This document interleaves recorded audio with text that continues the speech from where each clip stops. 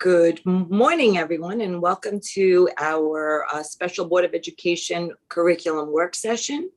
We will now please start with the flag salute. May we have a flag?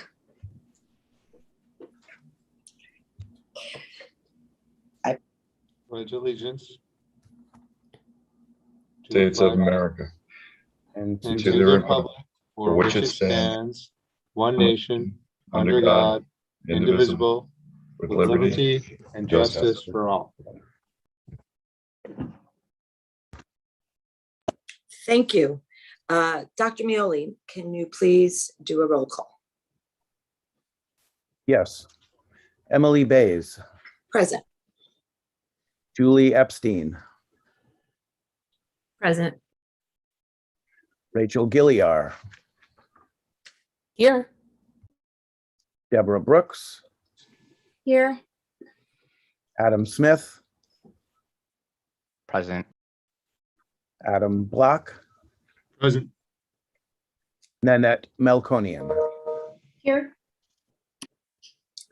Thank you. May I have a motion, please, for the adoption of the agenda of November 19th? Somebody? Ms. Epstein. Do I have a second? Ms. Brooks. All in favor? Everybody, I think we need to just, I'll do the roll call per that. Ms. Brooks, are you in favor? Yes. Yes. Ms. Melkonian. You've got on mute. Yes. Ms. Epstein. Yes. Dr. Block. Yes. Ms. Gilliar. Yes. And Mr. Smith. Yes. Thank you. Okay, so welcome everyone. This is my opening statement. This is a little bit different and meeting today. It is a special Board of Education meeting on curriculum. It is a work session of the board. We wanted to all be here to listen to our special speaker and have the opportunity to ask her questions. I thank the board for making everyone their schedules flexible and available. And I thank Dr. Mioli for bringing us the speaker. I am going to turn it over now to Dr. Mioli so that you can introduce our special guest and we can take it from there. We will be taking community comments at the end of our meeting, and we will be addressing them directly at this meeting, different than other board meetings. So Dr. Mioli, you're on. Thank you, Ms. Bays. It's my pleasure to introduce and to have here today Dr. Jean Painter. She's a former English teacher who works as an educational consultant and a faculty associate at Johns Hopkins University. She's also served on the faculty of McDaniel College and as the state specialist for gifted and talented education at the Maryland State Department of Education.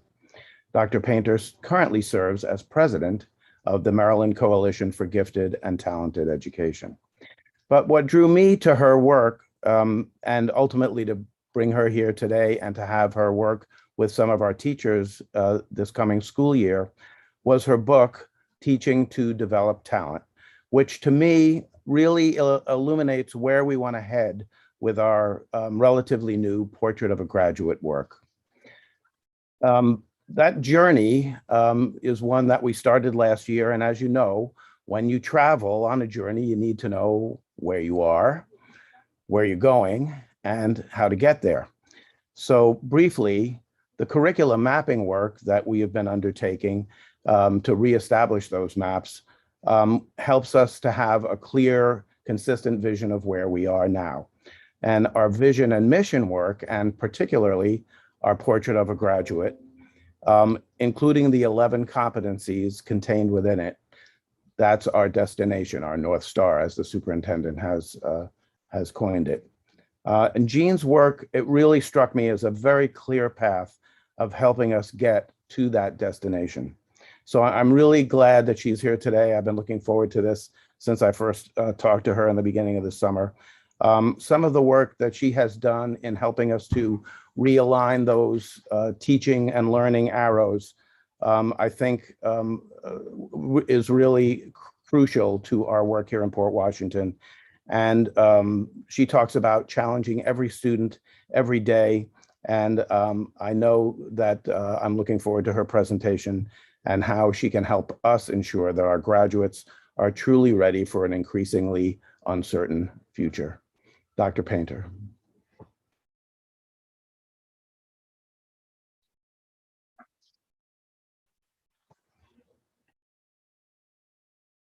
Oh, you have to unmute, Gene. Sorry.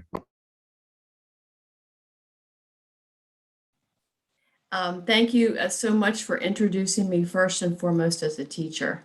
That is my heart. I dedicated my book to teachers, and that's why it's called Teach to Develop Talent, because that's where the rubber meets the road, is in the classroom. And I want to just say thank you to the board, first of all, for having me here.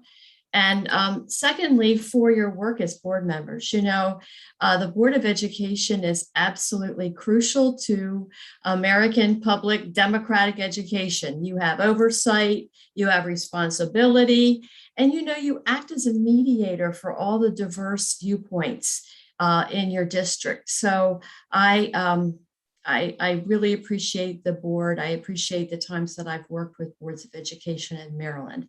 So I am in beautiful Baltimore, Maryland this morning. It is still fall here. We still have color on the trees, but it is a little chilly. So it does feel like fall.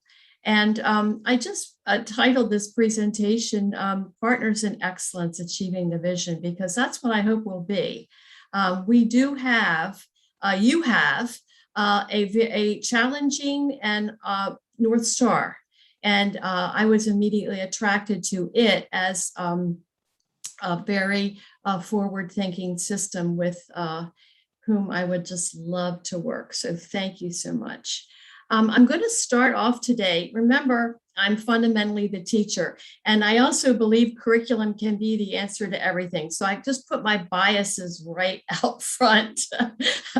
If you think I have a narrow viewpoint, that's it. But I want to start off with a big question today, because that's what good teaching does. It starts the class off with a big question that everybody can grapple with. So here is my big question for today. Do schools kill creativity? Yes, that's the late, great Sir Ken Robinson. I know he has a special place in the heart of your superintendent, Dr. Hines. That's how we met, in a meeting about Sir Ken Robinson's memorial. And, this was the most popular TED Talk ever. I don't know if it still is, but 2006, and some of the greatest educators have been grappling with this question. And some of the not so greatest educators, like me, I have been grappling with this question because I work with teachers, I work with schools, school systems, and I started to answer this question with, yes, we are killing creativity. And why does that matter? Because creativity is sort of the fuel of a lot of our achievement in this world, and it's the fuel for excellence. And why is this happening? Well, a simple answer, but not so simple, is this thing called standardization. In the name of equity, which is a North Star goal as well, we have standardized our curriculum. We have standardized it with standardized testing. And kids aren't standard. Teachers aren't standard. So I think that we've been doing a lot of things in the name of equity that are not really where we want to go, because you know what? You cannot have equity unless you have excellence. They can't coexist. Access to mediocre, standardized curriculum is not excellent. So I'm all about what I call equity in excellence. So all kids can be challenged every day and reach their full potential. And since that's what I'm about, and all my work and all my passion is there, I see that in your vision. you are about the potential of every learner. I don't see this as a deficit model at all, but I do see deficit thinking everywhere I go, but not here. I see possibility thinking, the potential of every learner. I really love that you have in your vision that you want to produce graduates who contribute to their world. I sort of built that into my model, that students would see themselves as being able to have a positive impact on their environment around them, all children.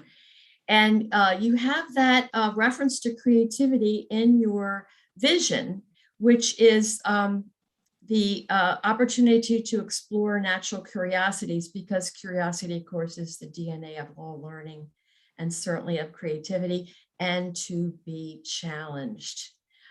Parents I work with in my work with McGate, this is what they want for their children. They want them to be engaged and challenged. So we're going to do that. The 11 competencies, when I look at this first one, and I know they're not numbered in order, but look at the first one, critical, creative, and innovative thinkers. And I really noted that you used that word innovative because that's the word I use. And I'm going to define that for you in a minute. And then number 2, it's the curriculum. We can do it. We can do these things with what we teach and what we and the way we teach it, and then how we assess it. That's the CIA. So these next group of competencies, to me, these seem to be more what I call the affective domain, more about the character development, the personality development with the social emotional intelligence, with integrity, very important, ethics. And all of these things really can be addressed with curriculum. And now we just have to think about, how are we going to do that? How are we going to operationalize this? How are we going to make this practical? I know we have teachers here on the board, I think. So you're probably thinking, yeah, okay, how am I going to do this? So I got to define some terms. First of all, what do I mean by talent? That means different things. You know, America's Got Talent. Is it that kind of talent? Not really. I use the word talent and the word aptitude interchangeably all throughout this book and my presentation, because they are synonyms. And what I like about the word aptitude is it seems a little more dynamic. Everybody knows if you have an aptitude, it's not developed. You have to develop it. And the other thing I like about the word aptitude is there really is an innate a nature to aptitude. We are really wired differently. We're not all going to be good at the same things. So we have to sort of accept that, and it makes it all the more crucial that we have got to find out what these innate capacities of kids are so we can develop them. And then talent development, what does that mean? Lots of times when you Google talent development, it has to do with businesses, like they have a talent development department. But talent development, the most important word here is it's deliberate, meaning you have to identify the talents, and it's a process of development. So just some defining the terms, I think that's always really important to begin with. And here's another term I want to give you my definition for, because it's in your competencies, and maybe you were thinking something else, but I was thinking of innovation as creativity that has been expressed in a practical and useful and valuable way. You can be creative, but not innovative, but you can't be innovative without being creative. So I use creative problem solving as my synonym for innovation. And anyone here who is a PEP teacher knows creative problem solving is a process that is creative as well as problem solving. So it's sensing the problem and then defining it, proposing solutions, then evaluating it, designing, and then implementing. So it's this interplay of critical and creative thinking. So that's what I mean when I say we need to motivate and engage tomorrow's innovators today. We need to have these creative problem solvers. We need to graduate them. And I know that's what you want to do too. And think about your own career, where you are right now. You're a board member, but you have many other hats. You have a career, you have a family, you have a community. You are creative problem solving every day. So this is a North Star outcome. And we have to think about innovation broadly. We think about tech innovators. We think about disruptive innovators like Steve Jobs, who changed the world forever. But innovation is in all fields of endeavor, social innovators, and we have big I and we have little I, the little innovations you do every day when you're solving a problem in a unique and useful way. So that's my concept of innovation and where I want to be headed with the curriculum. Another big question. Where are these innovators? Where's the next Steve Jobs? He said he wanted to make his ding in the universe, and he did it. So where are our next generation? Are they in our classrooms today? Well, yeah, they are. We don't know who they are though, do we? A talent development mindset, which is a big part of my model, believes that any one of these could be the next Steve Jobs. We just don't know. So we have to prepare all of them for the fact that they can change the world. So some clarifications. I thought this was really important. You heard my background. I have so much, many different roles in gifted and talented education and still do. So I did read your PEP evaluation plan from Dr. Joyce Fantasto-Basca, and I have worked with her. She's influenced me incredibly and in my model. So you got the very best. Good job. But, you know, I saw in there some strengths of your PEP program. I know it's very important to the board. And you have like really key strengths. Your teachers, high qualified teachers. And everyone sort of commented on that. Engaging projects. The students commented on the projects that they did. I noted one group was doing debate, and that's like the best thing you can do with bright kids. And your students are successful. They're winning awards, they're winning contests. So these are really exciting outcomes that were in the evaluation study. And I think this model will support and enhance those. It's not meant to replace or displace. This model will strengthen your PEP program. I just want to make sure everybody understands this is not the new GT program. And also, I think that this model can enhance some of those areas that were pointed out as needs, alignment with the content curriculum. You'll see that talent-targeted teaching and learning is aligned with the content curriculum always, and it's your curriculum. I won't be bringing in any new content standards. Your curriculum mapping is the absolute foundation on which we build. My examples in my book are from the Common Core because it's the Common Core. It's widely accepted, actually worldwide, believe it or not. This will allow you to expand into the humanities. I see you have very strong STEM programming, and that's wonderful. But I also have humanities examples, so it will spill over into the humanities. And you know, this is your spillover of gifted education pedagogy into the regular curriculum. Because of my background and the people I have studied with, I am bringing the best of gifted education pedagogy to the regular classroom for all students. That doesn't mean you don't need PEP though, because those students are different. And I also noted that diversity was cited as an issue, and that's something we're always working on. And if you want to talk about that and another, I've worked with that for 20 years. So if we have a talent development mindset, though, that is the very beginning to diversifying any program.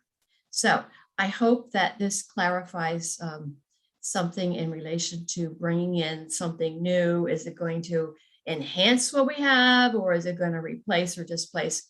And I say support and enhance. Okay. All right. Let's just think about talent aptitudes. All right. Think about your own lives right now. How important are these qualities? Curiosity, that openness, logical reasoning, deductive reasoning, creativity, new and unusual and imaginative ideas, insight. Insight is one we don't talk about too much, but insight is crucial because it's that ability to make connections, to see the big picture and apply it. Persistence. Wouldn't we love to be able to teach that to our students? Not to give up. That's one of your competencies. Take risks, fail, try again. Metacognition, understanding how I learn. Self-understanding. It's a big part of social emotional competencies, I think. And leadership. I debated on leadership, and I realized that, yes, it absolutely is an aptitude. You can see it in young children. You can see it and you can develop it. And if you don't develop it, you're going to end up with a leader, but maybe in a negative way. So I do think that leadership is a talent aptitude. All right. I call these the 7 aptitudes of innovators. And you'll see those mentioned quite frequently. And they're cross-disciplinary. That means that you can develop these in any subject area, right? STEM, humanities, art, physical education, health, anywhere. All right. Now, you'll notice that I color-coded them. That's because the first 4 are cognitive. They have to do with thinking and processing and perceiving. But the second 3 are more the psychosocial, social-emotional aptitudes. And yeah, they can be developed, and they have to be, because anyone who achieves true excellence, they have those 3. They sort of are the separators. And so they're very important, as you know, because you have growth mindset and all of that in your competencies. So these are my 7 aptitudes of innovators. Now, there are other aptitudes, though. Some of them are domain specific. And, as children get into middle school and certainly high school, they're starting to sort of separate out into their areas of strength in a domain. And that can happen earlier, but you really see it in middle school. And I see that your middle school PEP program, and you have accelerated courses in the middle school. And actually, to me, that makes a lot of sense because they're more domain specific talents.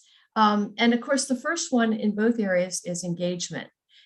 Ken Robinson wrote that book, The Element, about finding your passion. And we have to look at kids and we have to say, what floats their boat? What are they attracted to? You will not be able to manufacture this in any way. It's sort of natural, but we can provide opportunities to encourage it. So that engagement. And then look at the STEM. You can say, well, these are for everyone.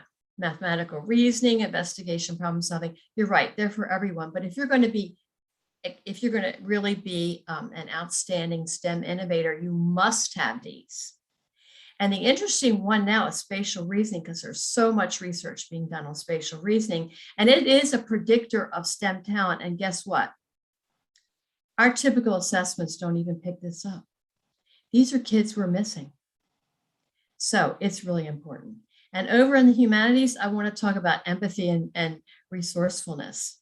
You say empathy, that's for all kids. Yes, absolutely. But you cannot be an artist without empathy, a writer, a social scientist. It is absolutely crucial. And resourcefulness, being able to do, that's research is part of that, but also being able to use whatever is around you in a creative way. And writers are very resourceful. They do research and they make their novels very authentic. So these are really, really crucial aptitudes. And yes, we can teach them for all children, and we can advance them in the children who are already exhibiting them. I think that's really important. This is not just about discovering, it's about developing and advancing. All right. One thing that I can bring to the table is a shared understanding of these aptitudes with definitions. I've worked on these a long time. They may not be perfect, but if everyone in the schoolhouse or everyone in the school system says, okay, we know what we're talking about when we are talking about logical reasoning. We know that it is drawing conclusions, making arguments based on premises, following a systematic process to solve problems. We all agree that's what logical reasoning means. That's an incredible strength to have that shared understanding. So we have that for these aptitudes, as well as the domain specific.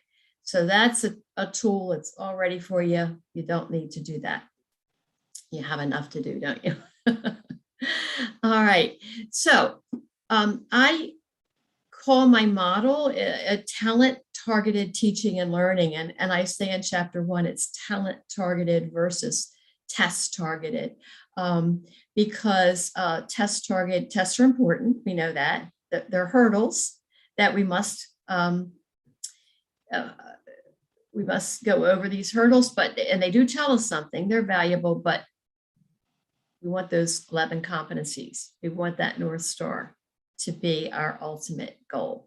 And you know what? It's a paradigm shift. Oh my gosh, please don't use that word, Jean. It's so overused. But really, I have to tell you, this is a paradigm shift. And it's so simple. It's so simple.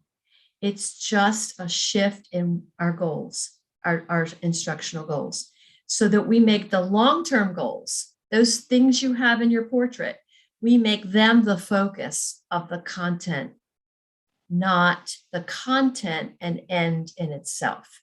You know, we have that phrase, Google knows everything. So content is not king anymore. Content is essential. Creativity, you might say, is king. But we have to make this shift, or we will not achieve the vision. So here's the shift. Now I'm going to get teachery. I apologize. I know that's who I am. All right, I'm going to get teachery, and this is the shift. It's the shift in our instructional goals, not the content, the instructional goals. And here's the shift. It's simple, but it's profound. Okay, we start off with our long-term gain, the talent we want to develop. It's creativity, it's persistence, it's metacognition, it's leadership, it's logical reasoning, any of those. We start off with that.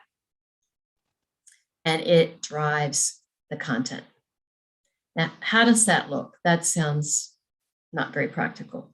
It is so practical. All right, here's a traditional content goal. I guarantee you that this is being taught today somewhere in your school system. It's a math standard. It happens to be a Common Core standard. And it is something that everyone who graduates from Port Washington probably really needs to know. They need to know how to survey a random sample to draw inferences about a population. Don't you think that's important? The Common Core does, so it's being taught. And so what's the shift? Are we not going to do this anymore? Are we going to throw this out? Absolutely not.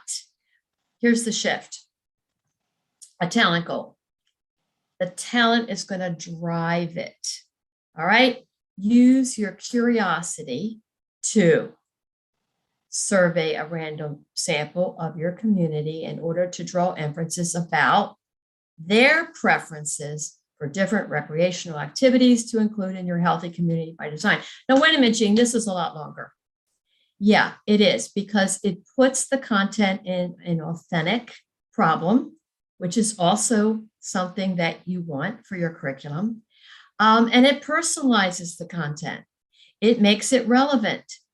Goal number 1, I can come into your math class and you can put that in the board and I'm like, ho hum. I'm not a math person. I'm obviously, more of a humanities type. So Ho hum, that doesn't mean anything to me. I am not engaged. I am not motivated. Now, some of your students are, but some aren't. But if you go to the talent targeted goal and you say, you know what we're doing today? We're using our curiosity. This is all about you and your curiosity. And it's all about your community, the people around you. And guess what? We're going to use this information in a very practical way because we are coming up with a healthy community design. That's our problem-based learning unit. Now it's authentic. Are the kids mastering the content? They're going to master it so much more deeply than goal number 1. That's a talent goal. Here's another one. It's math. Collect, graph, and analyze data. Everybody needs to learn that. Somebody's doing that right now in your classroom. Here's the goal.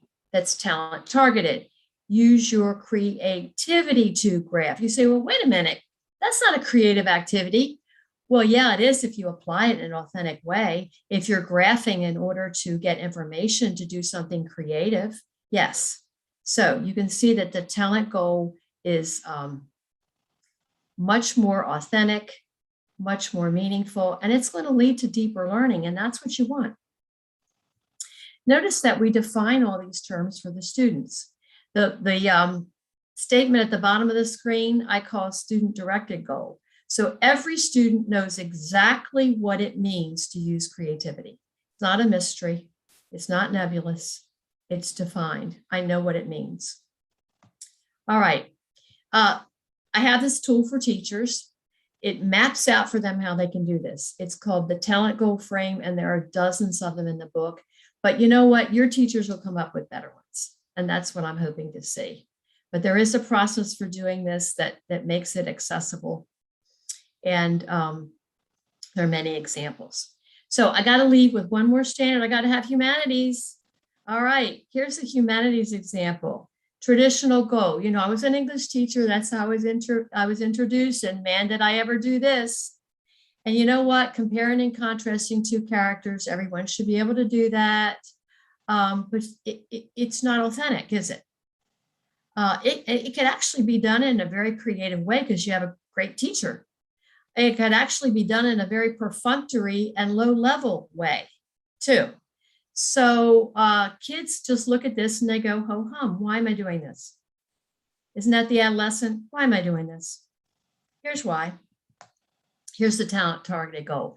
We're going to start off with empathy and communication, those humanities goals.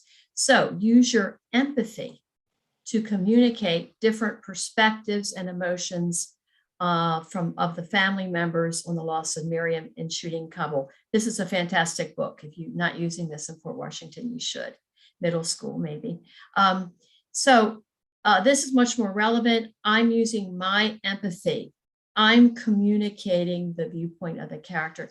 You know, it's a simple shift, but I think when teachers start doing this, they're going to think, wow, I had no idea what was in my students. I had no idea what they could do.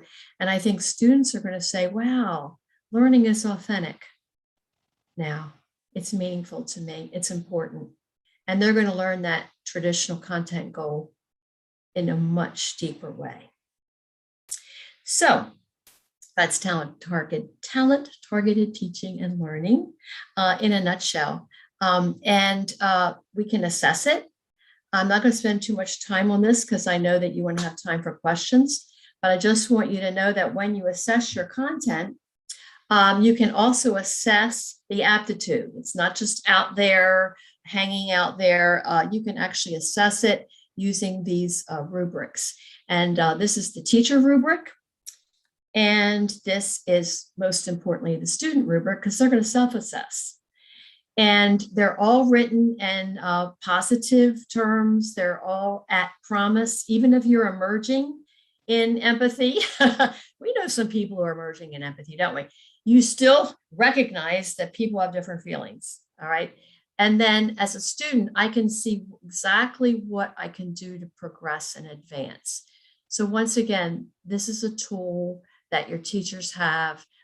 It would be very laborious to come up with these on their own and sort of a waste of their time. So this is a tool for assessment. So we got the C, we got the I, and the A. Here's the steps. We define the aptitude. Everybody understands what it is. We identify the content standards. That's what you're doing now. That's very familiar. We design those performances of understanding, those problem-based learning activities. That's the fun part. I did this summer with teachers, and wow, did we have a great time doing this. And then the talent goals were pretty easy because you have that talent goal frame, that process to follow. And then finally, you assess it. And the student self-assessment is powerful. What do students say? These are fourth graders in Baltimore City. This is little Bennett. He's holding up his talent aptitude survey. And I think Bennett probably was gifted and talented because he was a third grader in a fourth grade class. That's a good model, by the way. And my favorite thing is the second bullet. The survey helped me develop my talents because it showed me things about myself that I did not know.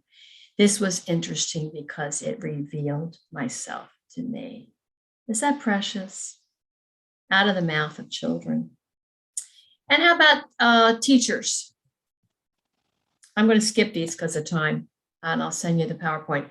That's the most important thing. Teachers, what do they say? Can you really do this? Does it work? Yeah, this teacher said, this is actually all from one teacher. The students were able to self-assess their progress and explain why they chose the different levels. They got it. When I went in her classroom, they were using the language of the talent aptitudes and they were loving it. They were talking about creative answers. They were talking about showing empathy in the context of that important content we want them to master, that they have to master. So that's it. I hope that Teach Develop Talent will be a practical tool for you in achieving your vision. And I am going to stop talking and start listening to your questions.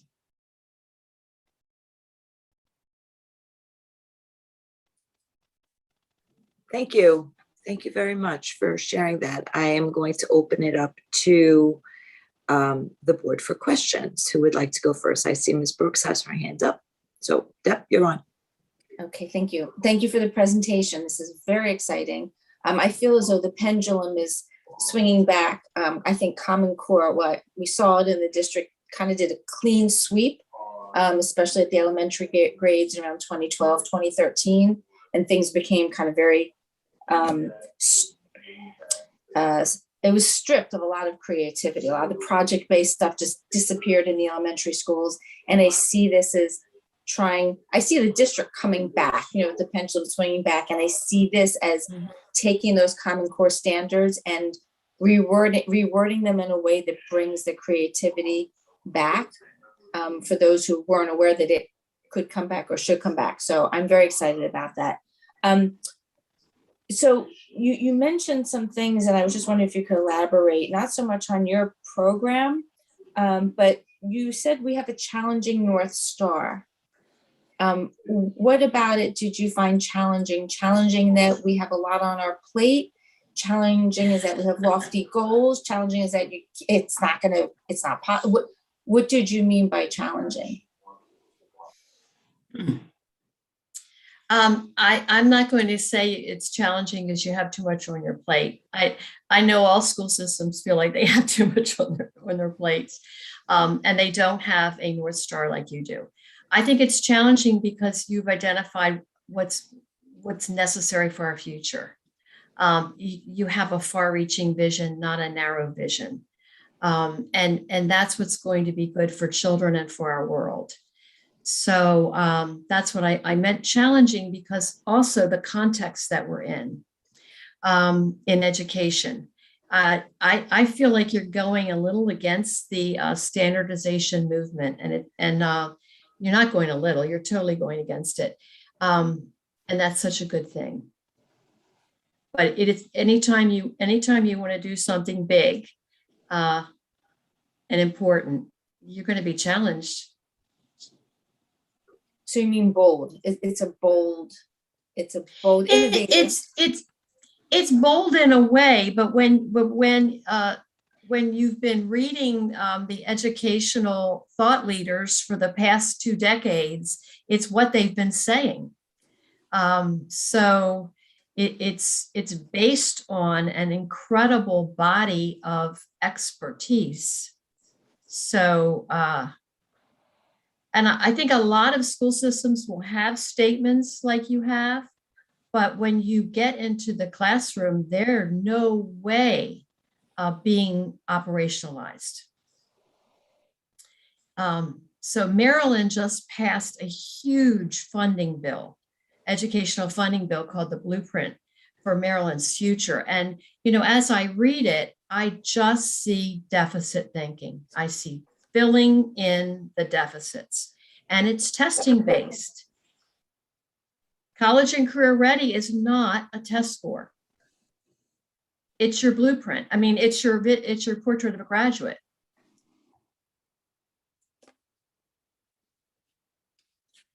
Mr. Smith, thank you. Thanks, Emily. So Dr. Painter, thank you very much for that presentation.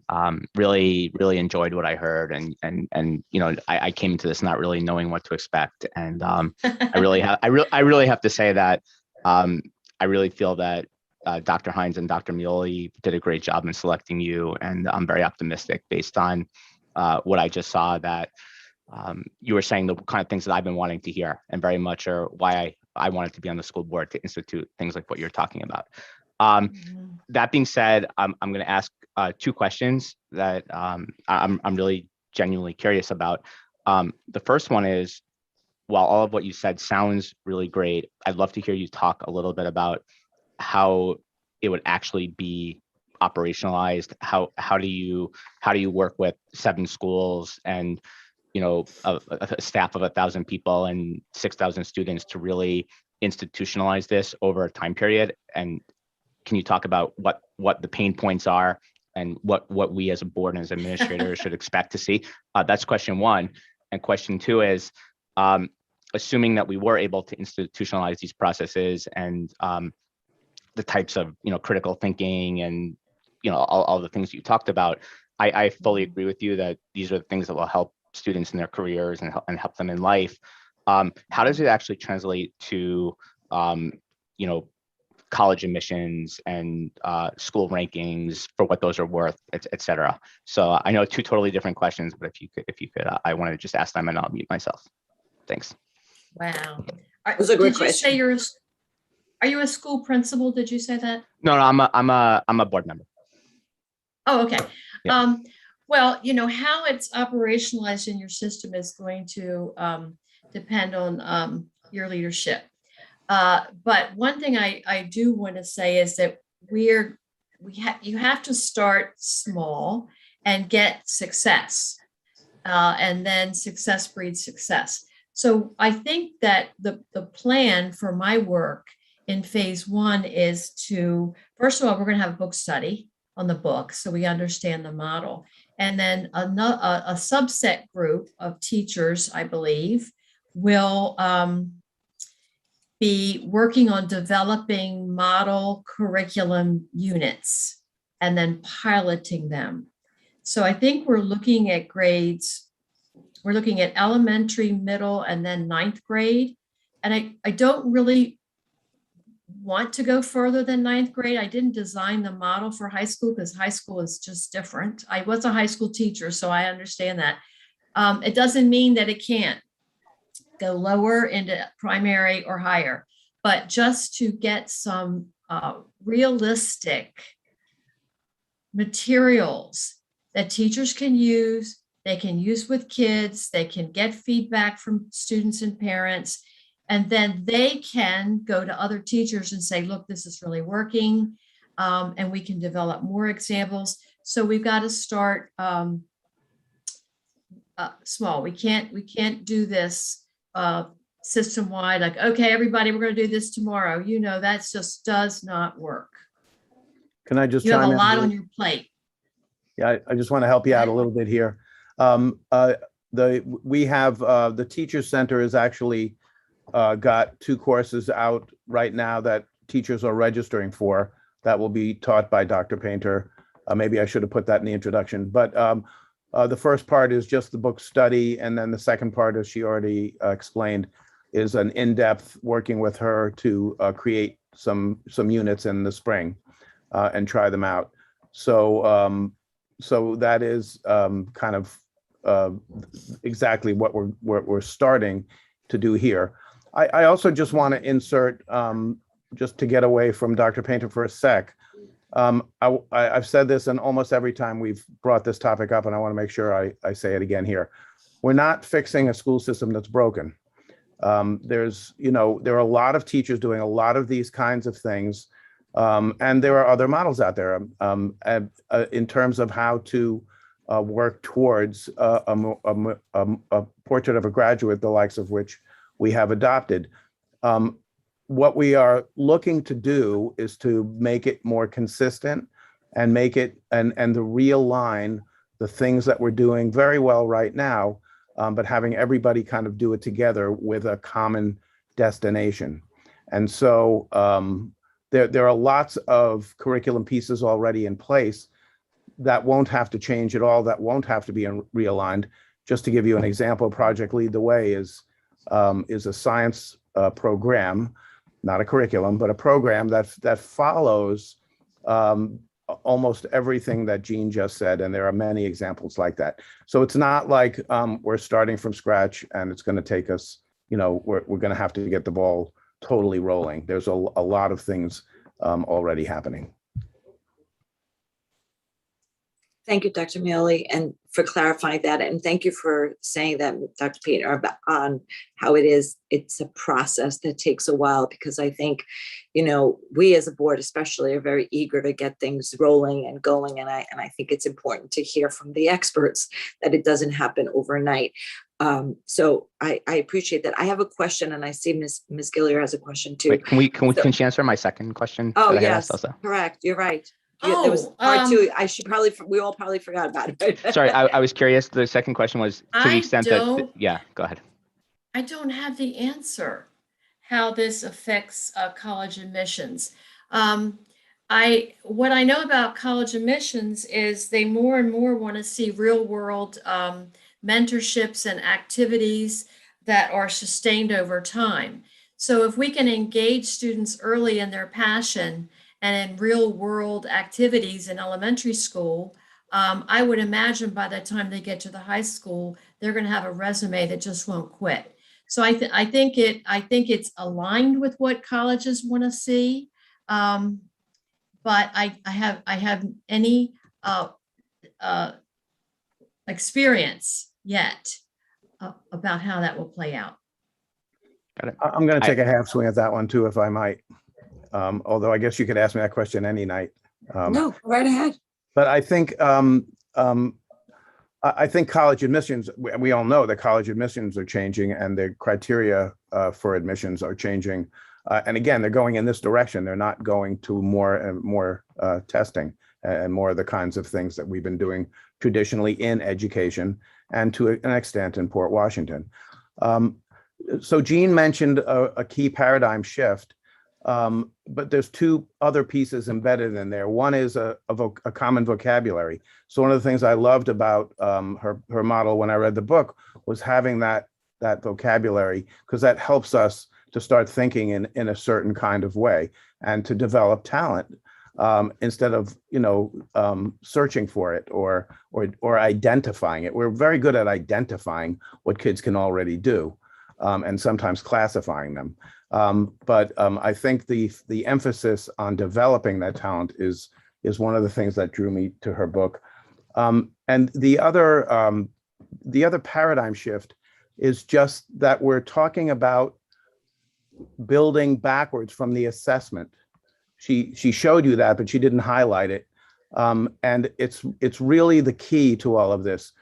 Our students need to be able to express to us, they need to be able to show us that they have these competencies and that they are competent in those areas. And so it's the development of those assessments, which is really going to drive this work. And as Jean said, that was the fun part, when they got to that, and I'm really looking forward to that. In the Not for Nothing department, I think you all know that's my favorite, and then I'll shut up. We, Dr. Hines and I and the cabinet sat with a number of Schreiber almost graduates yesterday, and they were, again, very articulate, very impressive. It was really emotional speaking with them, and actually, I should say, Emily and Julie were with us as well. You took my question. Go ahead. I was going to comment on that. Go ahead. Well, I just want to say, again, because I want to make sure for everybody out there listening, we're not trying to fix a broken system. We have very good, very articulate kids. We're looking to align things so that all of us are working towards a more common goal in a more consistent way.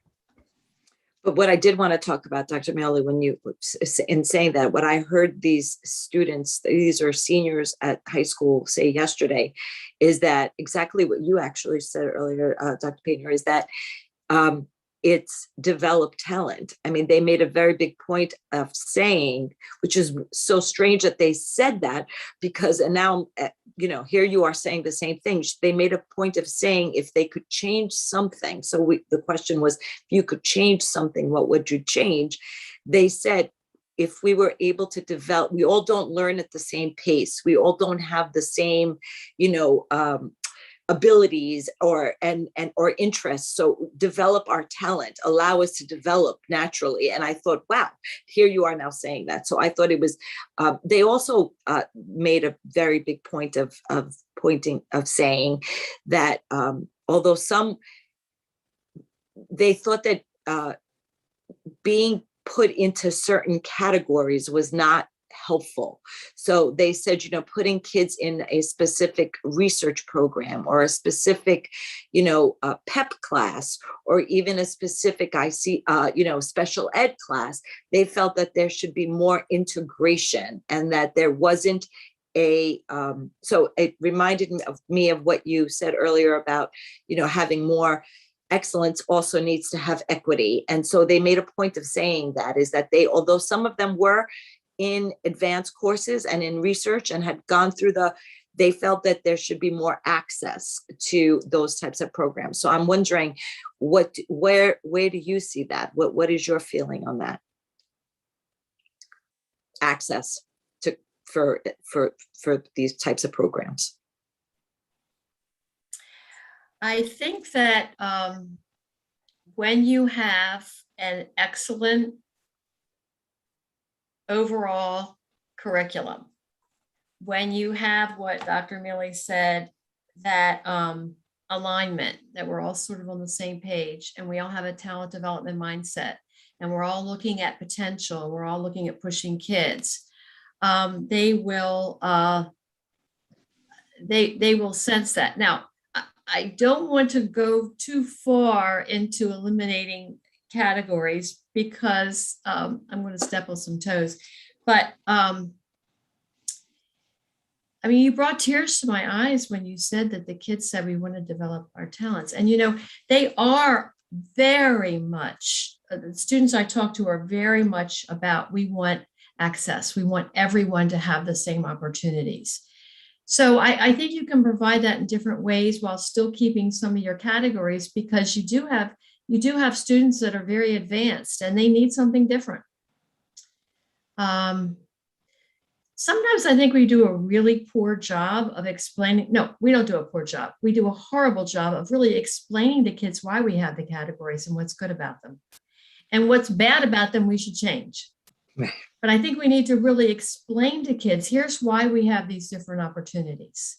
It's not that we're keeping anyone out. It's that these kids have shown they need something different, and it's only fair or equitable that they have that different opportunity. So we have to frame equity into people getting access to what they need.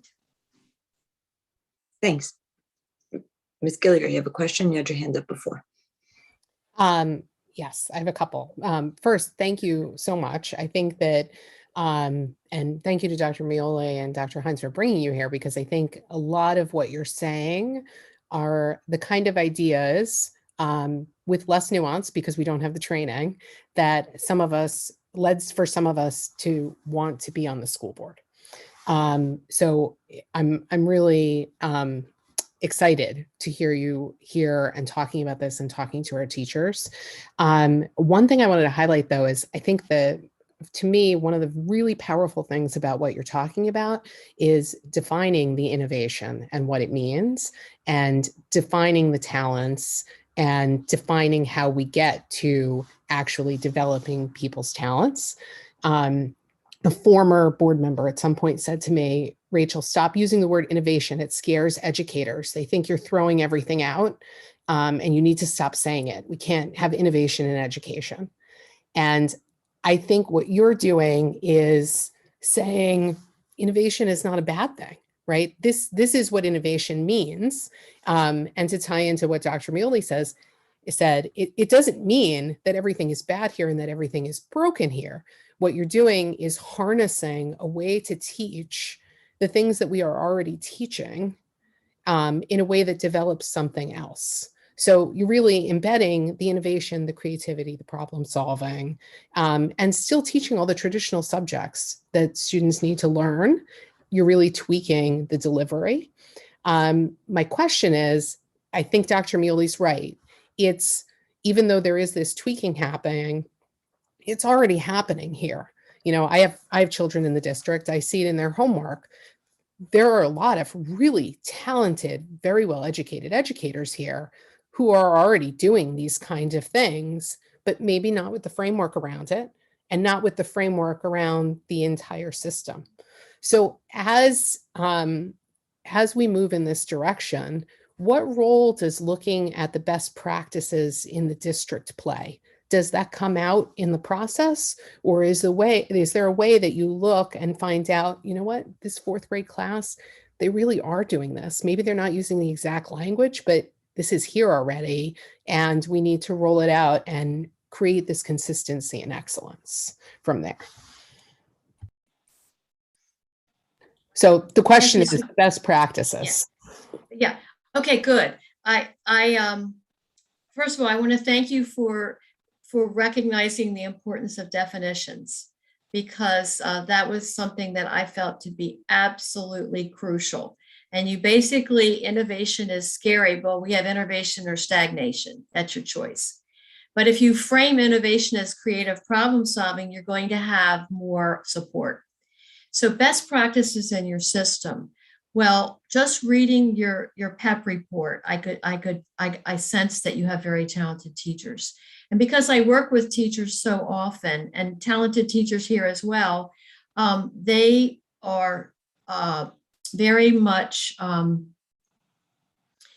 validated by this model, because they see we're doing that, but maybe we aren't recognizing what we're doing. We aren't making it explicit. What this model does is it makes it explicit. It makes it very clear to the students, to the other teachers, to the parents, what we're doing. So it's going to actually help clarify and amplify the things that you're doing. I have a chapter in my book called about the essential strategies, the 7 essential strategies that you must use. And your teachers are going to look at that. They're going to, we do this, but maybe they can do it in a more systematic way, so that its impact is even greater than it is now. So this is not about bringing in a whole new set of best practices. When I work with those teachers and they are developing these units, they're going to have the opportunity to put their best tools from their toolkit into these units. So I think it will really affirm them. And, you know, teachers really need to be affirmed, don't they? Just a follow-up to that, because you mentioned the parents, which is another area where sometimes you can have a hurdle if you don't have terms defined, right? So I know I've heard from parents, because this district, and especially the elementary school that my children attend, is very forward-leaning on the social emotional development. And sometimes parents will see this stuff and they'll say, Why are they talking about emotions again? They should be learning about math. Why aren't they spending more time on social studies? Why are they talking again about empathy? How are parents educated on this shift to understand that these are actually talents, right? And that it is important, along with the reading, writing, and arithmetic, to be teaching children who have a talent for empathy to be more empathetic, and children who have latent leadership ability to be better leaders. How does it get communicated to the parents? Well, in chapter 3, I have some suggestions on communicating with parents, little sample like newsletter blurbs, like we're focusing this month on empathy, whatever, but it's always related to content, always. That's my bias.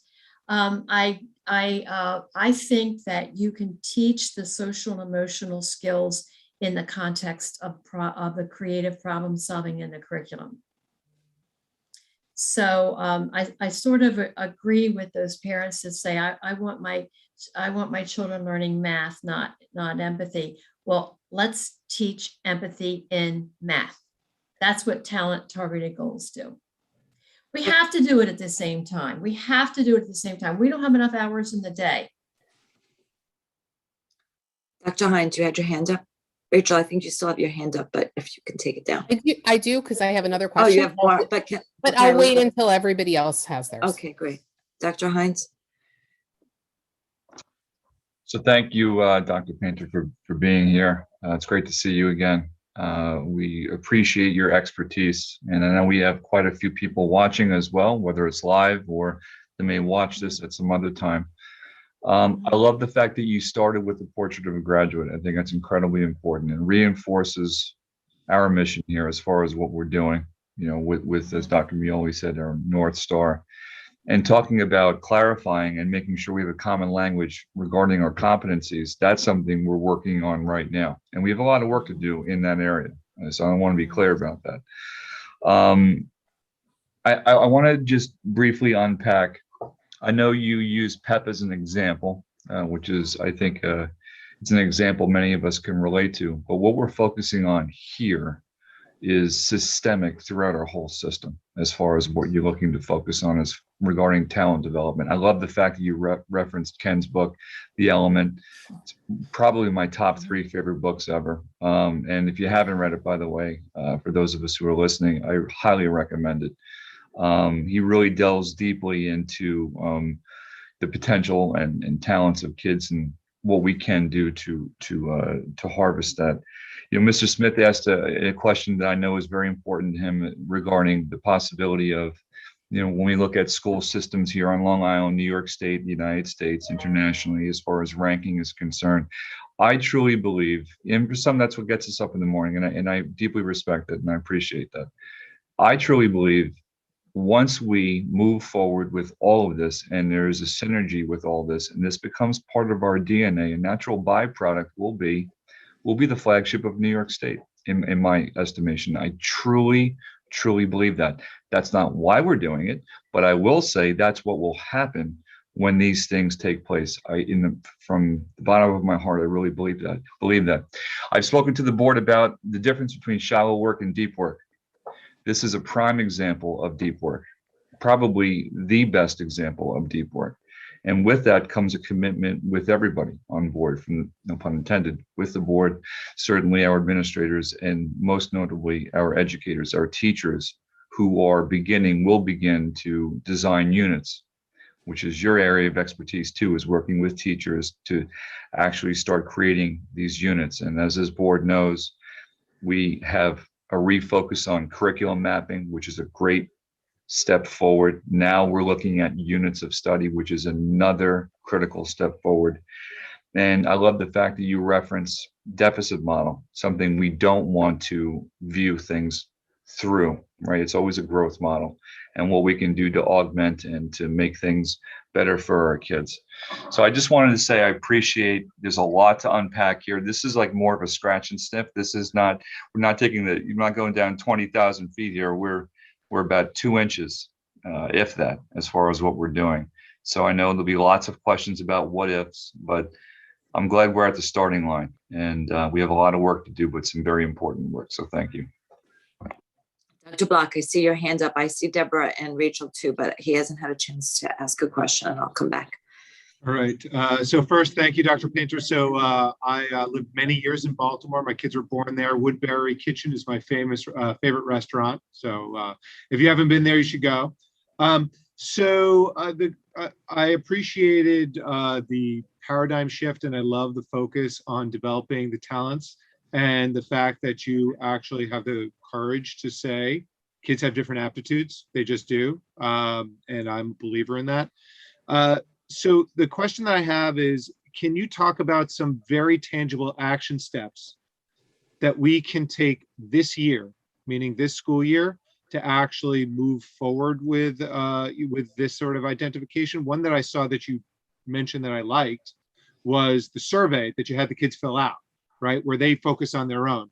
But I was wondering if you could talk about a couple of others. Actually, thank you, Adam. That actually just, if we go a step further on that. So what do you see as the process, right? So I think Dr. Block is asking, how do we, you said earlier, baby steps or taking it small. What do you see it as the process in our school district? Because I know you've started to work with our teachers. I know you did professional development. You're working, like Dr. Mioli said, in the teacher center. So I think the question that we all probably have as a board is, what's the process for our school district? What do you see as a timeline of us, and what are we getting done in our school district this year? Is it a, next year type, like, how do you see it going? Right? Does that help, Adam, with your, right? Is that you kind of asking? Emily, you and Julie love the word process. I don't. I prefer action steps, but yes, I think we are aligned. Thank you. Jean, why don't I suggest? Adam, I live in Roland Park. So you know that neighborhood. It's just a hop and a skip from the kitchen. Anyway, yep. Yes. I think that Dr. Neely talked about the first action steps. And as a consultant, I work for you. So I'm not going to come in and tell your system what you need to do. Dr. Milley and I talked a lot about these two action steps as being very appropriate to get started. And so I haven't really started yet. So we have not started. So I'm going to defer to Dr. Milley on this. Yeah, I don't know what I said, but where the registration is open now on those courses. It will start actually next week. So Dr. Mealy, sorry. So is it the piloting? It's the book club, right? This is what we've done as action steps right now for our school district. We have the book club, and then we have the subcommittee that is piloting certain elementary and middle school, and then putting those into, or creating to then pilot. Is that what we're doing? Yeah, except it's not a committee. It's a course. Courses being offered. Teachers are signing up now if they choose to sign up. So they're signing up to either just take the book club or to then work with Jean in the later in the winter and in the spring to start to create some units. So all of the things that she said, she will be starting to work on with the teachers in February, March, April. So the plan, right? The plan is to start it in the spring. Dr. Block, are you following? Yeah. So I have to say I'm not particularly comfortable with that, and here's why.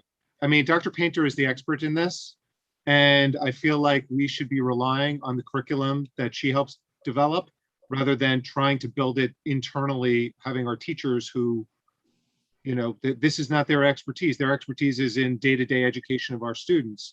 And so, I would be looking for action steps that could be applied very easily and put into the curriculum relatively quickly.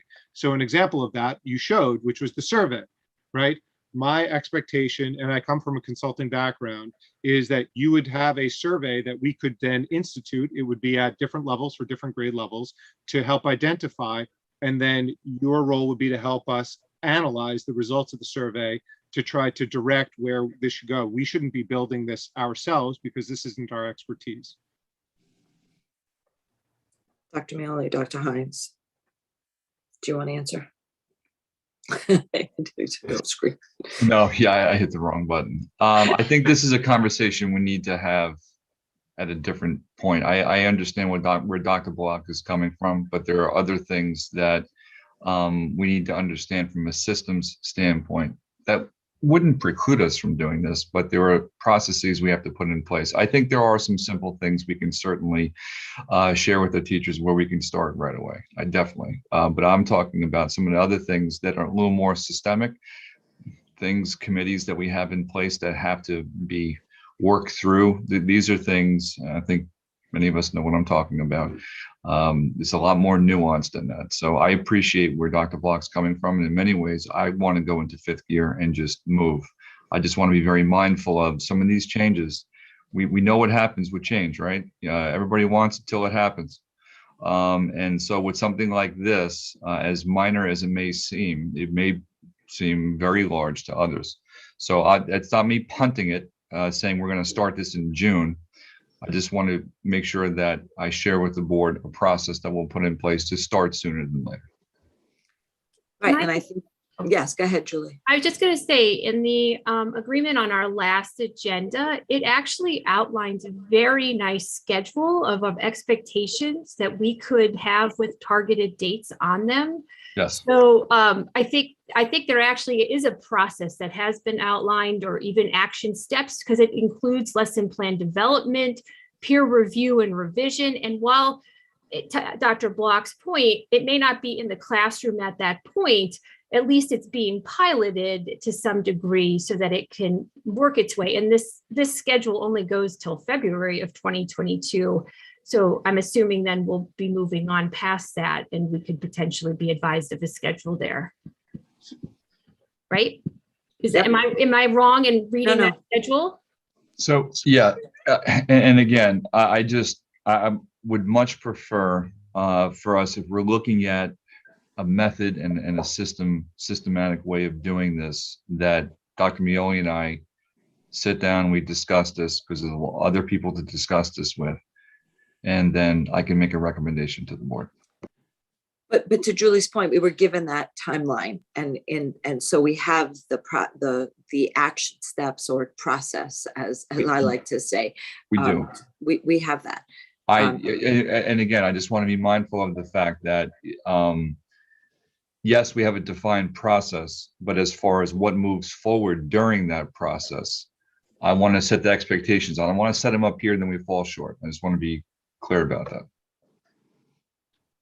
Adam, you still have questions? Yeah, I just want to follow up. So I hear about this timeline. I have to tell you, I don't remember it at all. So if you could perhaps remind me of when we learned about it and what it contains, because it certainly wasn't at the prior board meeting. It was on the we approved the contract on the 11/9 board meeting. I can send you a copy of it. It's on the public agenda.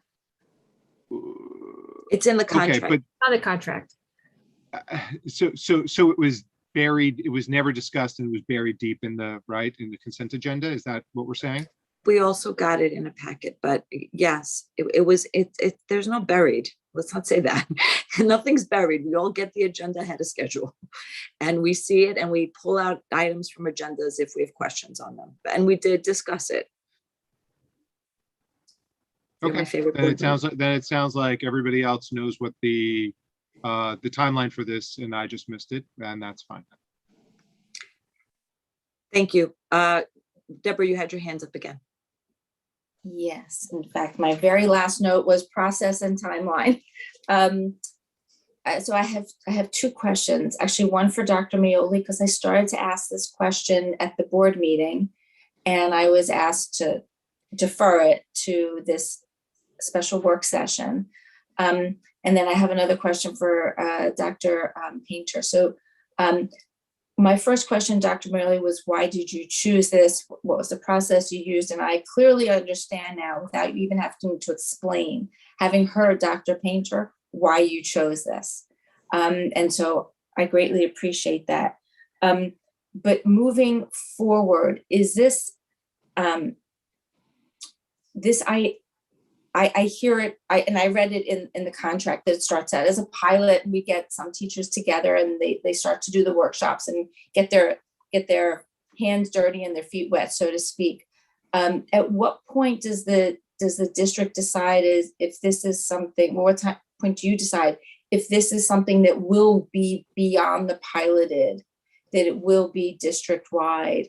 And I don't know that the question timeline in terms of long-term vision was discussed. So I know So Deb, I don't think, but I'm sorry to interrupt you, because I'm learning now that our guest has to leave by 10:30, and I think the question you have right so then I'll now. ask Dr. Painter the question, and then we'll Right. come to Dr. Millett. No problem.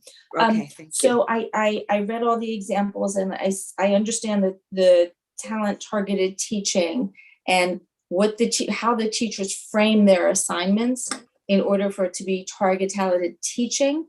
But is there a corollary to that where the teachers actually identify the talents? In other words, they're giving assignments where the children can use their talents, but is there a corollary to this where the talents are actually identified? So for example, as part of your program, are the teachers taught or encouraged or given the tools to say, wow, this kid has X aptitude, and to move that needle forward?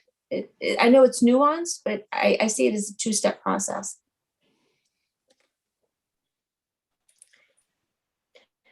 Good question. Yes, the teachers are given tools to proactively look for talents and affirm it to the students. And also Chapter 7 is on assessment, and it contains not about tests, but about talent identification, about keeping a portfolio of the students' work, about portfolio discussions with the students where they're tracking their talents and they can see where their strengths are. So all that is modeled in Chapter 7, and it's also introduced in Chapter 3 with the talent development mindset, where the students take a talent aptitude quiz and debrief it with the students. So yeah, there are practical tools in there to be more explicit than just say, okay, today we're going to do empathy. It's much, much more targeted than that. And this will work with traditionally underserved populations or English new language populations and special education populations. It's not just for the kids who speak English. This can transcend all those barriers that I think all school districts in this country face. Yeah, I'm going to be perfectly honest. I have not piloted this with English language learners. As far as special education, if they are included in the regular classroom, yes, I think that this will be beneficial. And it was successful in inner city Title I schools, but I haven't had the experience with the ELL. I have to be honest. So maybe we want to get maybe teachers who feel really comfortable and good at this, and then they can move it out to the other those populations once they really are comfortable. Ms. Gillier, you have a question for our speaker. I don't know if we want to be able to go to the audience, the community members, and if we want to just ask them, allow them to ask questions. I'm asking you your opinion. I want to know one thing, and then I'll hold my question, and we can go to the audience first. But I think it's very clear to me what you're talking about is really nothing short of an educational revolution. And I think we're very lucky in Port Washington that we have a board and we have an administration that are aligned on thinking we should embrace these new ideas in education and move forward. And I know some of these ideas really aren't even that new. It's new to move this direction. But as exciting as it is, and as much as we all want to get going, how do you have a successful revolution, right? It's not that 8 people get together and decide we're going to change everything. This is how we're going to do it. We don't have anything if we don't have teachers on board and excited also, because that's the only way you have quality education is with the teachers. And so I am as excited and eager to get going as the next board member, but I think it's great that there's clearly a very clear path being laid out here to set the foundation and to make sure that our teachers who have the talent to do something like this and are already doing it in some cases are on board for the changes that we want to make. And then once we're there, we can move as fast as everybody's ready to move. But I'll hold my question and we can go to the public. But okay, but was your question for Dr. Painter? Because really it's our time to ask her questions, because otherwise. Yeah, I have a Yeah, question yeah. for Dr. Painter. Yeah. So ask it. It's our time because Okay. she has to leave. Because she All has right. to leave. So my I don't have to leave. Oh, I was told you had to leave at 10:30. I don't. Okay. interesting. Go right ahead. You shouldn't have said I that. have to leave at 10:30. I was misinformed then. My apologies, because I'm I the know, one who you shared shouldn't it have said with. that. They'll be here till midnight. My time is yours. Okay, Adam, I know you have to leave, Adam Block, right? But so Rachel, ask your question and then we will go to the community unless there's no one else, provided there's no other board questions. So I hear you saying, this developing talent is about all the children. It's about developing talent in all the children. A constant or ongoing source of some controversy in this district has often been our PEP program. And I think a sense that this isn't equitable because you're giving something to one group of kids that you're not giving to other people. We now have made some changes. I feel like I'd be remiss if I didn't say publicly, there's a lot more push-in going into the classroom. So we have the push-in enrichment, and then we have the core group. I think it's really important to highlight that you said this core group has to exist, right? It is equitable to understand that certain kids need something else, and we give every child what they need. But I think in terms of accepting that, the framework you're setting out is very important, because it's not that we give this core group something and we give nothing to everybody else. We're developing talent for all of them. And I think, and this is my question, kind of an implication of what you're saying is when you say diversification is important, hopefully there are some changes in how we are assessing that core group too, right? So something that stuck out to me was we're missing the kids on spatial reasoning. The kids who have a talent for spatial reasoning, we're missing on our PEP assessment entirely because the traditional assessments do not hit it, right? How, and maybe this is too broad a question for today, but how do we look at those assessments to make sure, or that program, to make sure that the kids who need extra in all kinds of talents are being hit, and that it's not just the kids who are traditionally academically successful? And I know that question is a gross oversimplification of the whole thing, because we do have a rubric and we try very hard to hit everybody, but the reality is there's a limit to assessments. How do we identify the kids with the spatial reasoning ability or any other ability that we're missing?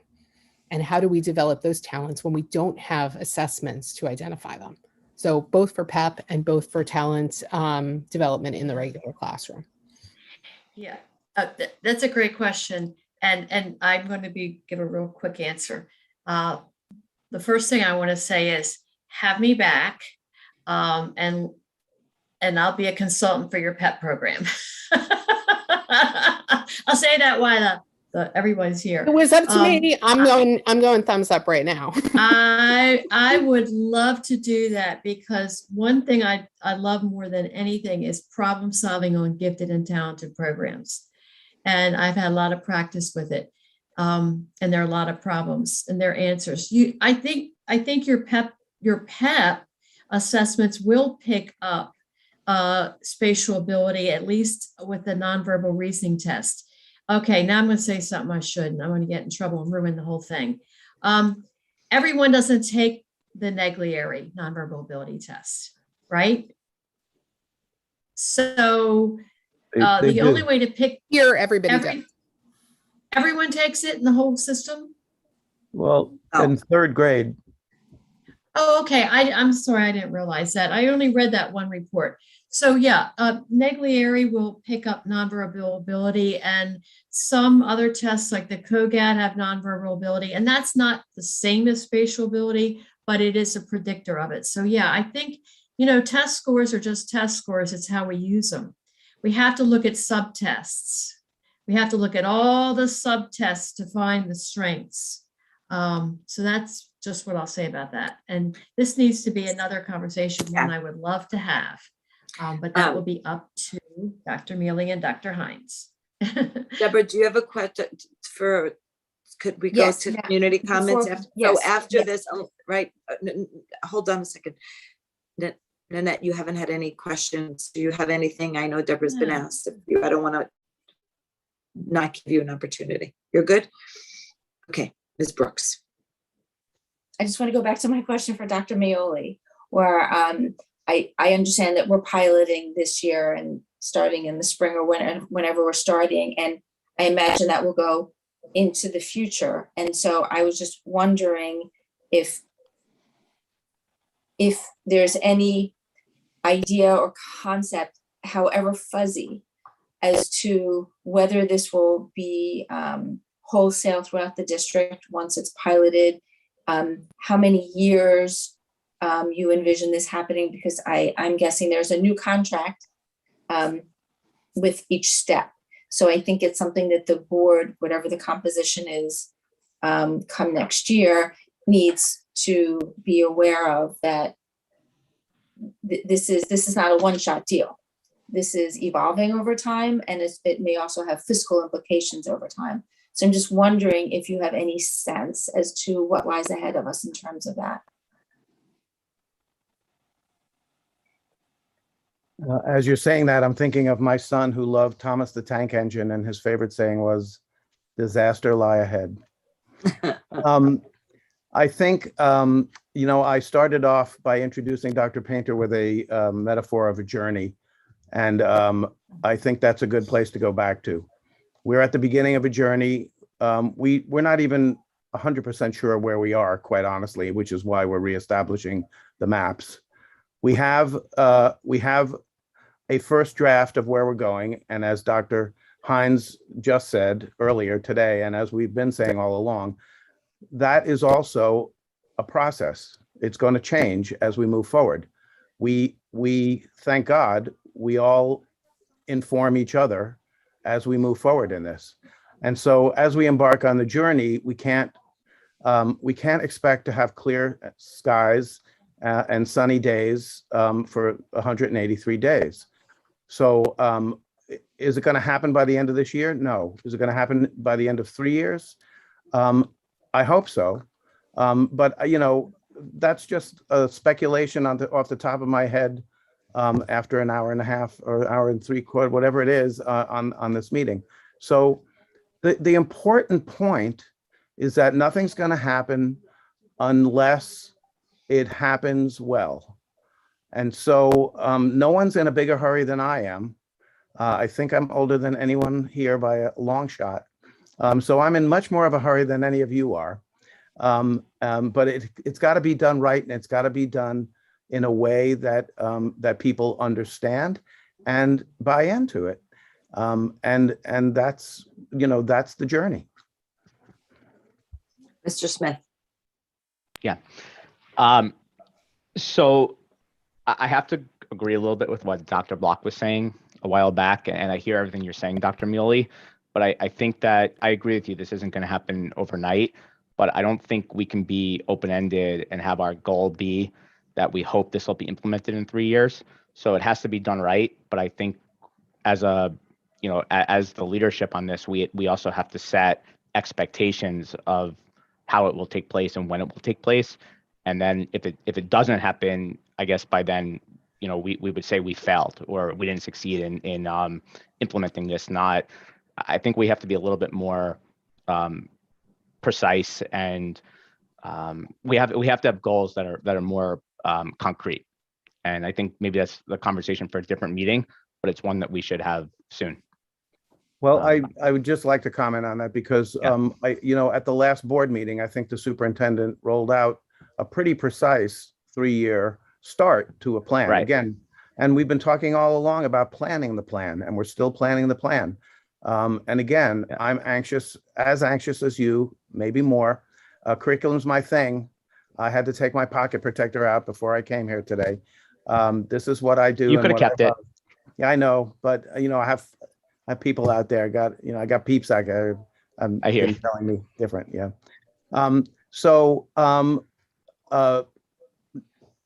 Nothing will kill innovation faster than pushing it where it's not welcomed. And I don't know any other way to say it. We are doing the best we can to run, and that's why I thought you'd be happy. I thought that I'm thrilled. When I don't read get me her wrong. book, Don't get I me was wrong. like, I'm thrilled. I'm I thrilled. don't have the answers. Jean has a lot of Yeah. the answers. And when I read her book, I was like, that's one of the ways we're going to get there. And I want to say that with all due respect to Dr. Painter. Again, there are other models out there, and as long as we're on the same page and we're realigning in the same way, people, teachers are artists and they need choices. They need choices to move forward. If we make clear where we're going, there are lots of ways to get to Boston or Thank you. Maryland. I Or think Baltimore. I just want to say I am happy. I am thrilled. Like, don't get me wrong. And I texted Dr. Hines in the beginning of the presentation. I said she had me at hello. Like, I really loved this presentation. No, she had you at the word excellence. Yeah, exactly. But I agree with you. There's a lot of ways to go to Boston, where I was this week, and I went back a different way than I came. And they both got me where I was going. And but the bottom line is, all roads lead to Rome, but we have to make sure we get to Rome. So at some point, we just have to make sure that we are going to get there. I think I've heard everybody saying that we are getting there. I think what I'm hearing is that we just need a little patience. And I understand we're eager. And I said this earlier, and I think Dr. Painter said it originally. These are baby steps that we have to take. So I think we all are on the same page. And I know that the administration has heard the message that the board has been sending about making change or getting things done. So it's just a question of allowing the work to get done. Dr. Hines, I know you had your hand up. I don't know if you want to say anything but I can go to community if you don't. Yeah, real quick. I appreciate Mr. Smith's and Dr. Block's wanting to get to Boston, Rome, wherever, Paris. Athens. There you go, as quickly as we can. So I'm not cautioning, because this is not discounting. This is actually supporting, but I'm being realistic. I've been in systems where they have been changed radically. And there's two ways to do it. You swing the Thor hammer, bad. You do it in a way that's systematic, that brings people on board, that's organic. Because this is an organic system, as Ken would say, whether we like it or not, it is. We're working with people.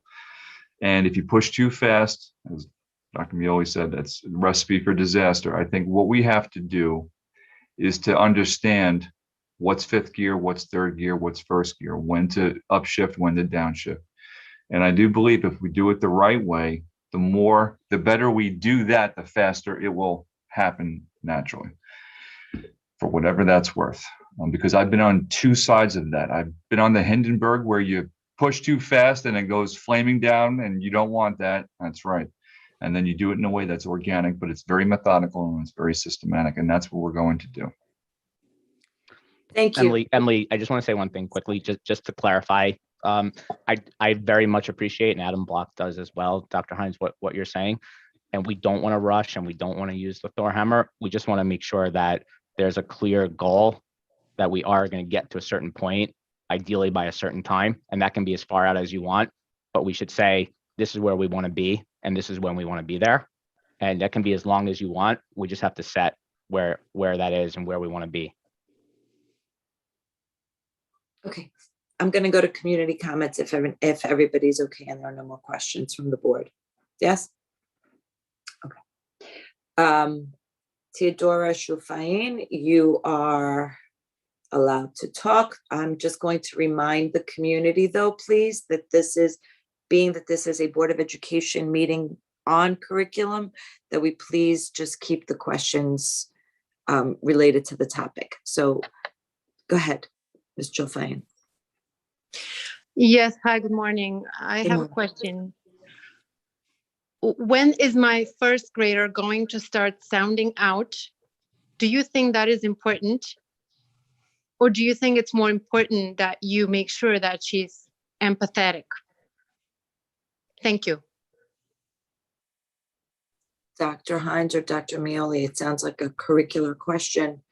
Does anybody want to answer that?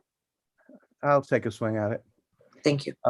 I think Dr. Painter spoke fairly eloquently about that. It's both.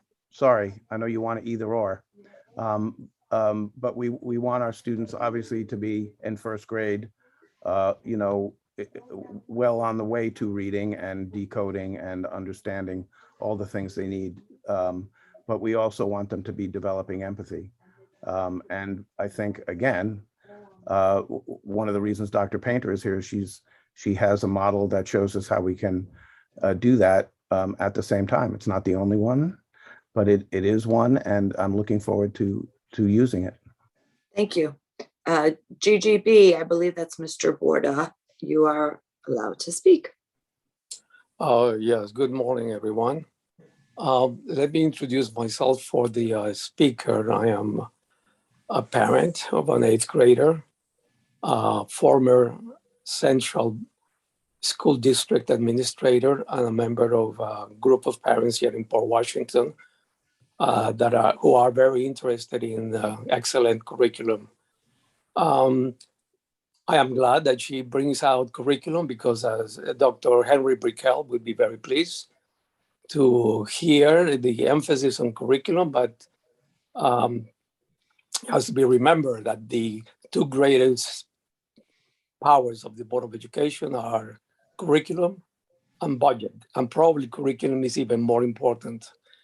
You have to remember, we are all for less stress. I think with kids are being overstressed, over-tested, blah, blah, blah.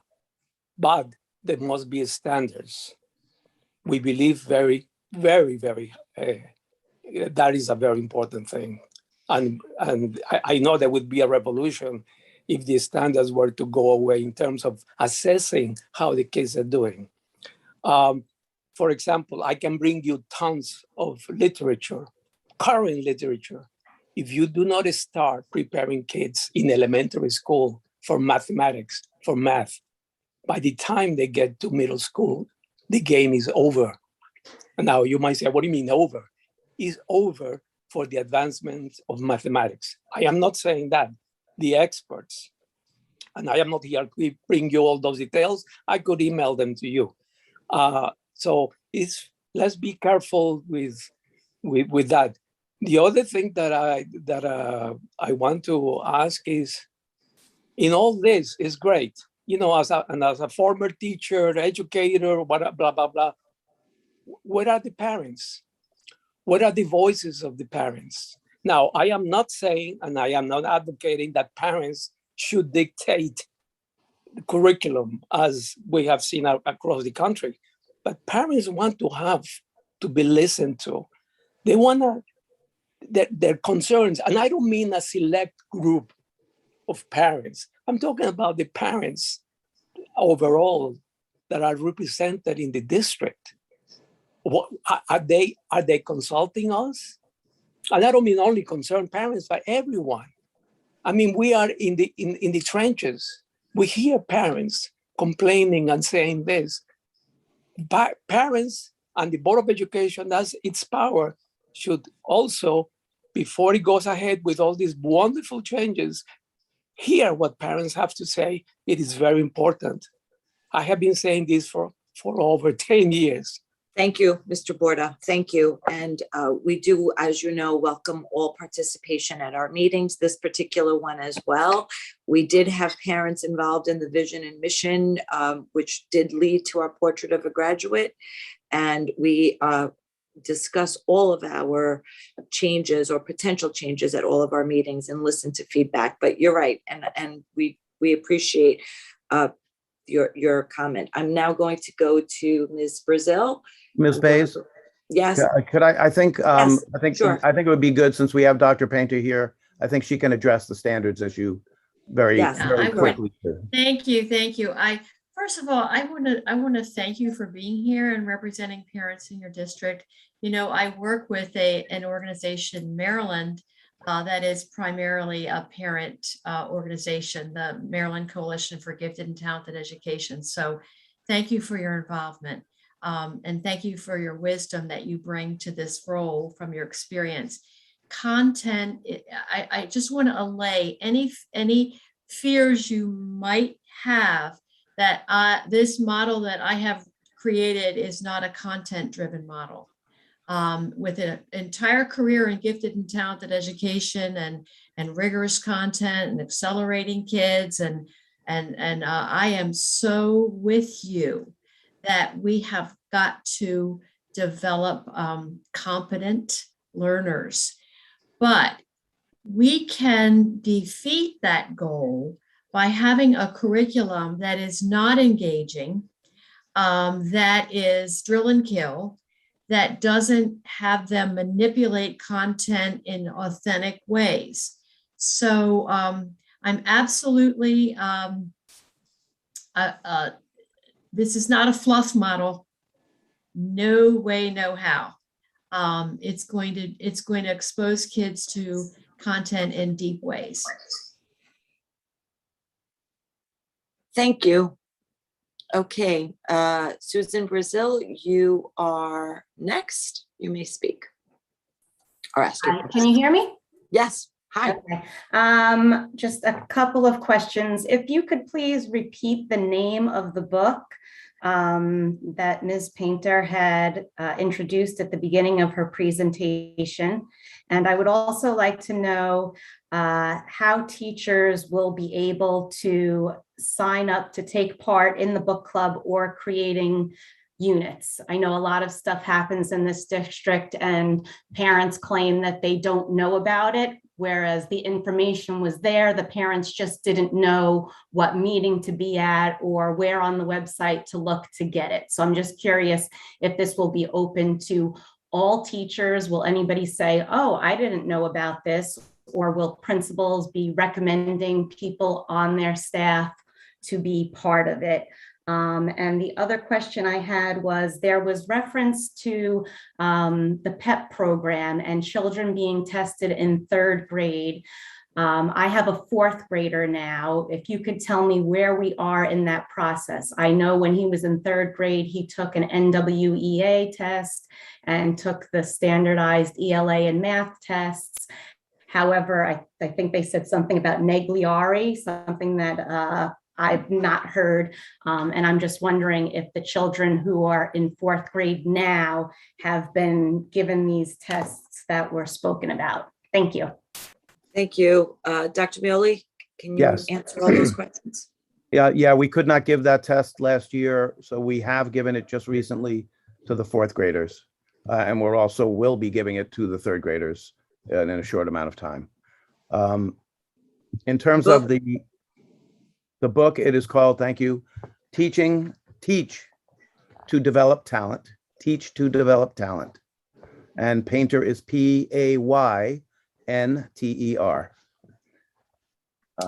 So I can put it on my website, I guess. I think I can on my or you can watch this again.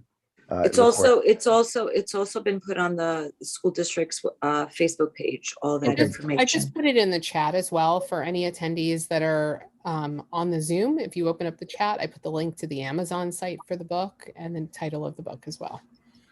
And in terms of your question, thank you, Ms. Gilliar. In terms of your question about the availability, yes, the Teacher Center advertises all these courses. It was advertised, I think it started Tuesday of last week. And I was actually going around to some of the schools with some of the flyers myself yesterday to make sure that everybody knew about it, because as I've said, I think several times today, I'm very excited about this opportunity. Kim Kaiserman. Dr. Mioli, the book study, from my perspective, leading the book study, it does not have to be limited to teachers. So anyone, and I don't know if there's a procedure that actually even parents can participate, but we don't have to put a cap on it if they're not being paid, right? So I think there is a procedure, and I think we can talk about having a separate book group for parents.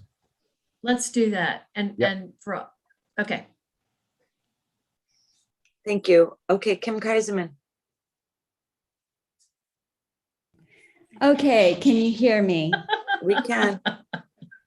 Well, let me say, first of all, that I enjoyed this discussion tremendously, and I have really enjoyed hearing these ideas, and it's really encouraging to hear that they're being discussed at this level and in this at this length and this level of detail. So thank you very much to all of you. I know, Dr. Painter, that you said that your model, you've applied it primarily to elementary and middle grades. But I was wondering if you could apply it to a concern that I have about the upper grades, which is our reliance on AP courses to provide rigorous and honors level work for students who want that level of challenge. Given the emphasis of these courses on preparing students for a standardized test, they tend to have a rather regimented curriculum. And I'm wondering if you think it's possible for these courses to cultivate the kind of talent-targeted teaching and learning that you're talking about. Do you think there are, better models for our highest achieving students? Thank you so much.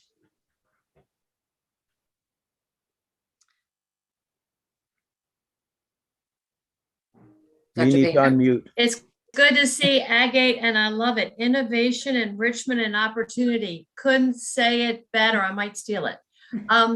So AP courses and GT, we've had fun with this, haven't we, Kim? I've worked with advanced placement at the state of Maryland, worked with the College Board a lot. And there's always the issue that basically AP is the advanced program, and that colleges want to see how many AP courses you have taken. And we have stressed out kids taking 5 APs. Is any of this familiar, or is this a different world in Maryland? No. Oh, it's the same world. Okay. It's the same world. It's the same world after all. Okay. So I'm really, really familiar with this issue. And what's the answer? Oh my gosh.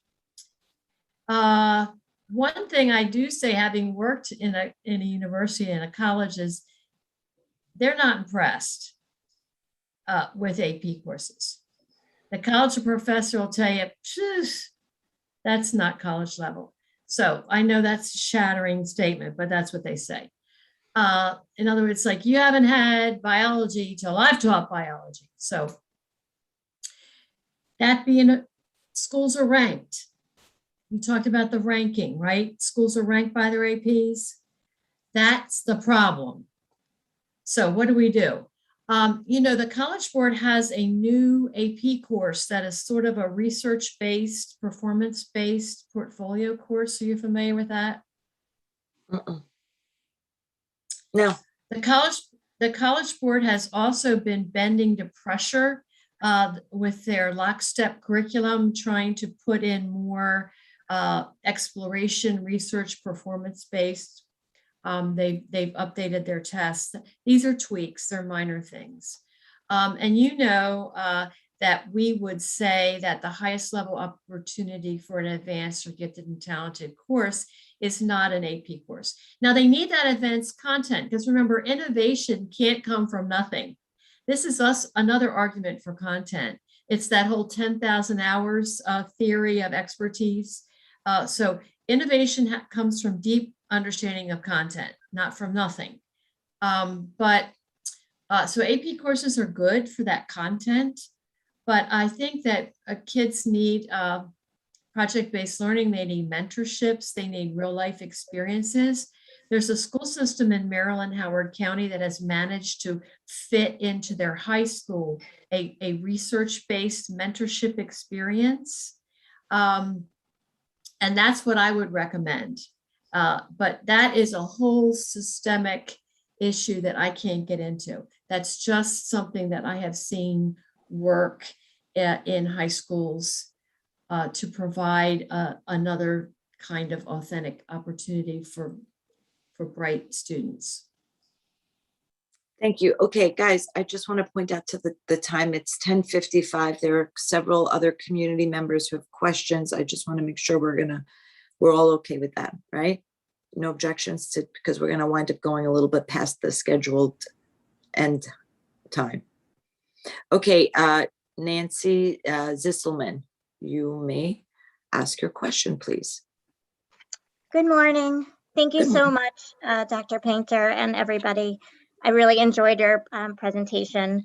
I just had a couple of comments related to college admissions. My field of work is college guidance, and I just thought it might be helpful just to add. I know Mr. Smith was concerned about how this work might affect students and their college acceptances and everything. And I just wanted to share that, colleges really have been focusing on qualities in students that are not necessarily, test scores and grades, although those are always going to be a big factor.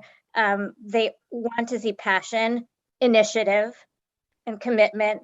And they talk a lot now about non-cognitive factors, such as having grit and overcoming, having demonstrating that they can overcome obstacles.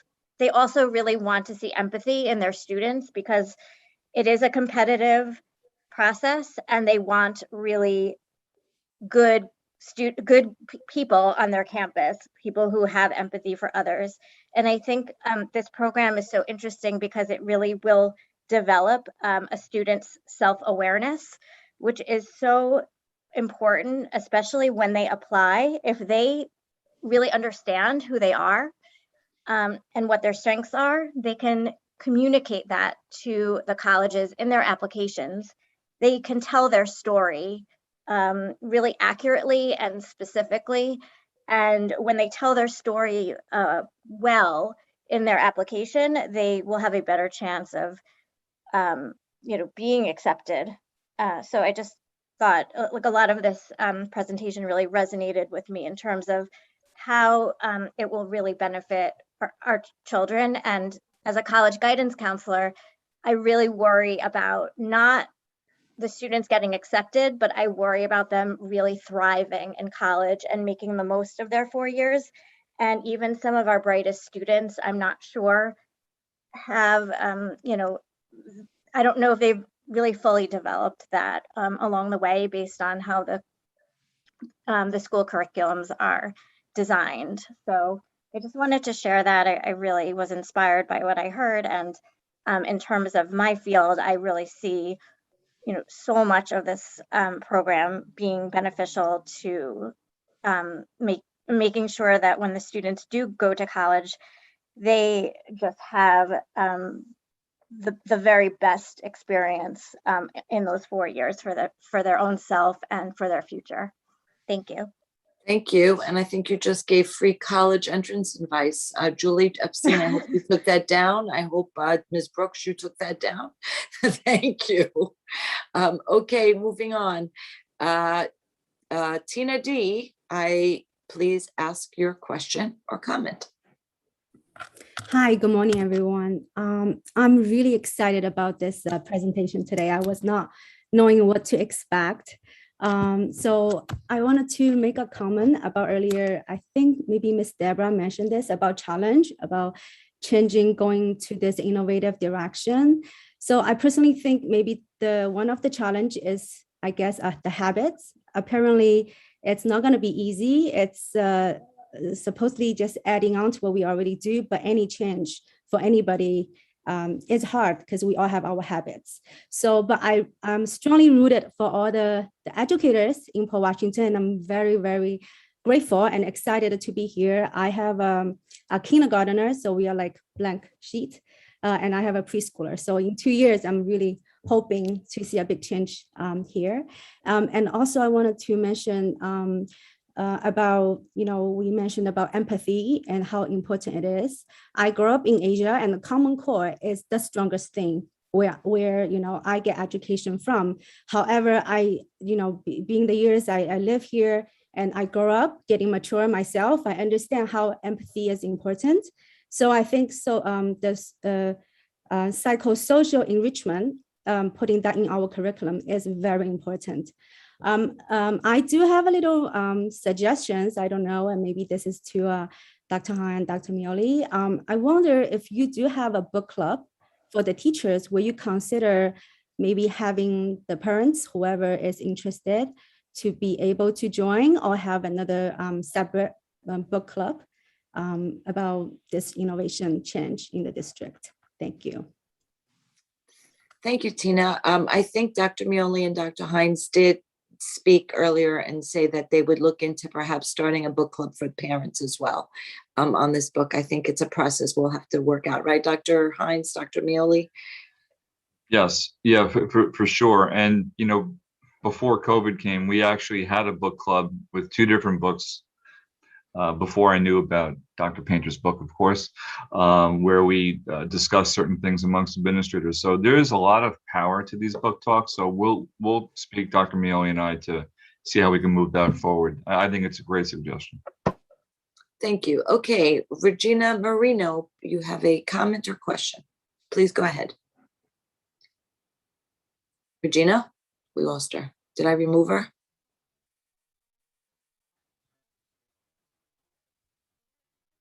Regina, do you have something to say?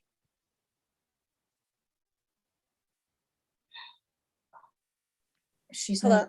Hello? No, there you are. Go ahead, Regina. Okay, Go I'm ahead. unmuted. Yes. I have a comment and a question. I wanted to follow up on Nancy's comment regarding the college counseling, because I have a senior in high school who's also applying to colleges right now.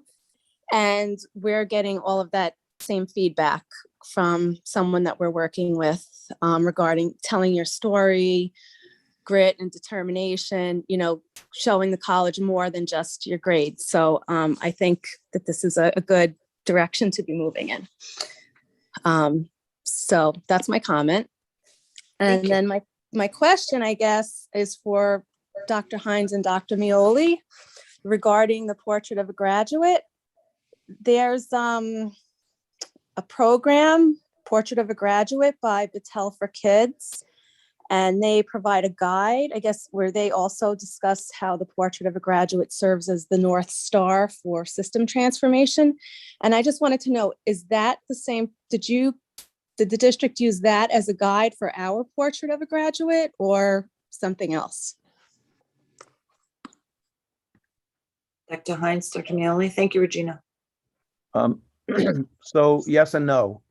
We did actually have at least one meeting, I think 2 virtual with them, 2 meetings, and we discussed it. And they have I'm sure they have a very good website with some examples from other districts, but we did not ultimately hire them as consultants.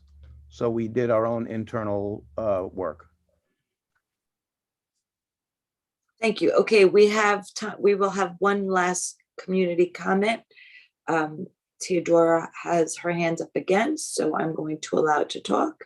And then after that, we will end. Theodora. Yes, Thank you so much. Just be cognizant of the fact that a child matures over many years. It is, in my opinion, incorrect to label children as lacking empathy. I want my child to learn how to read.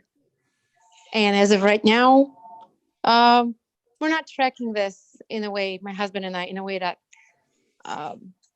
helps us be hopeful that our first grader will soon start to read. She doesn't even understand what it is to sound out, a very, very basic skill. This is why I do what I do. And I thank you for letting me comment today. Thank you. Okay, and if no one else, Miss I have one more Gilliard, go ahead. Yes, go ahead. I just want to note, since there were, a couple comments about including input from various people in the process, I think it's important for us to remember that even the existence of this train that we're talking about getting on now and moving is the result of input from our staff, from our administrators, from our parents.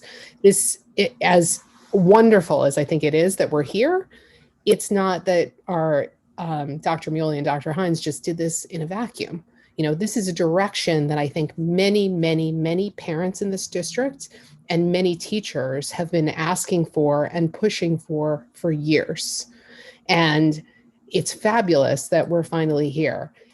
So I think we should, I'm not downplaying wanting to get input, because we definitely should continue to get input from the parents, and we definitely should continue to get input from teachers. But I think we should remember that this is the result of a lot of collaboration and really a lot of listening to both our staff and our parent community. Okay, thank you. Thank you you're right, Rachel. And if no one else has anything, Ms. Malconi? I think I saw another community comment. You did? Hold on. I thought I had. SS, I don't know who that is. Oh, I don't know who SS is either, but SS is going to have to identify themselves. Hold on. Okay, yeah, sorry. Thank you for pointing that out. I did not see that. SS, please identify yourself and you may proceed. Hi, I'm Sheila Saad. I was wondering, I was looking on your website for the agenda for today. I'm particularly interested in early reading in the district, K-2 curriculum. So first I wanted to ask, can you please put agendas in the meeting so I know the topic that's going to be discussed prior to the meeting?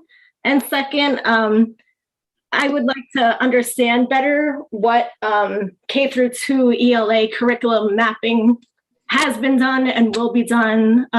If there's going to be an agenda on an upcoming meeting for that particular topic, where do I find out more about that? Ms. Gilliard, do you have an agenda topics for the upcoming curriculum meetings? This meeting was posted, and you do get the links on the website that has the agenda, what the actual agenda is. But I didn't see that. Okay. It's okay. So the link actually isn't up for this one. She's correct. I didn't notice it until late last night. But you will though, so that's good. But we should have a link both to joining the Zoom and to the agenda for the meeting. It is up. No?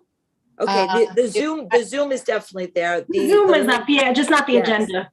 Correct. So just because I'm particularly interested in K-2 ELA curriculum, so I want to make sure I'm on those meetings. So that's a mistake, and we'll make sure that we do it in the future, because I agree with you, right? I mean, it's both because you should know which ones you wanted to attend, and also, we want to communicate these so that people are ready and attending the topic that they want to attend. So we'll correct that going forward. The literacy and the curriculum mapping, it's an ongoing process right now, so I don't have a date for you, but it's something that we definitely will be addressing either at a future curriculum committee meeting this year or an evening meeting when the administration's ready to give an update. But we're in the process of getting all of the agendas up. So it will be up there. And are you doing mapping currently on that particular piece, or did that not start yet? So that's a question for Dr. Mioli. I'm going to hand it over to him. But I want to note also that we are trying to this year communicate better with the public about all our meeting topics. And so we're going to work on that as well, and having it not just on the calendar, but elsewhere and posted, so you know what the topic is in advance when it goes out in your HSA newsletters and whatnot. Yeah, I think people should be able to know what mapping is going on and what's going on for each topic of the mapping. Dr. Mioli, do you want to answer her question about the status?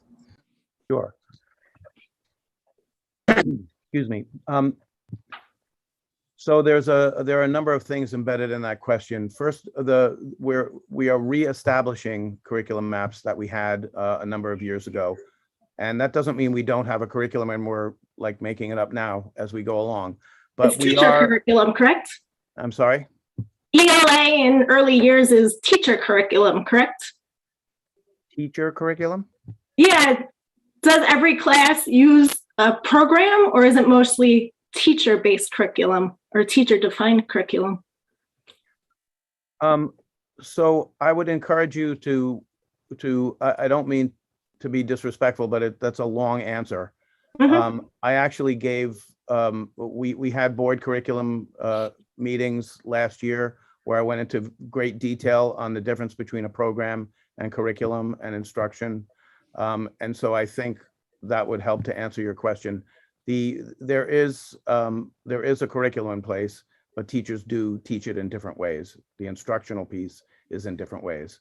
But to get back to the mapping piece, we just started the mapping. We had a contract approved, and we just started the mapping process, which again is reestablishing maps.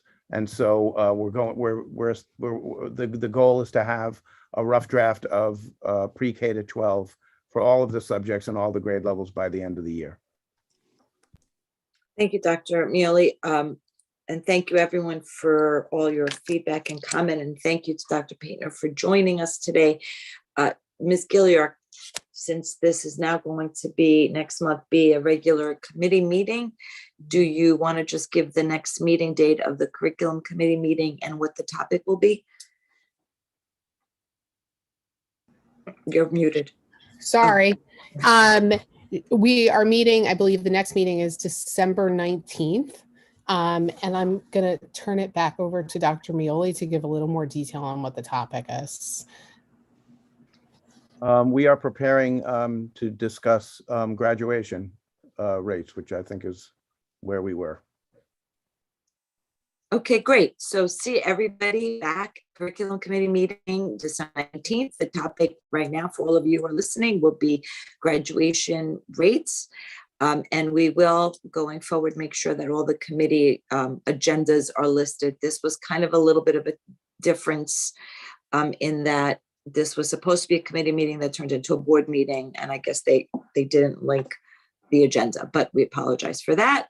See you all. And for everybody else, have a happy Thanksgiving. We'll see you at our regular board meeting, which is on December 7th in the evening. So good day. Good day. Bye-bye, everybody. Thank you.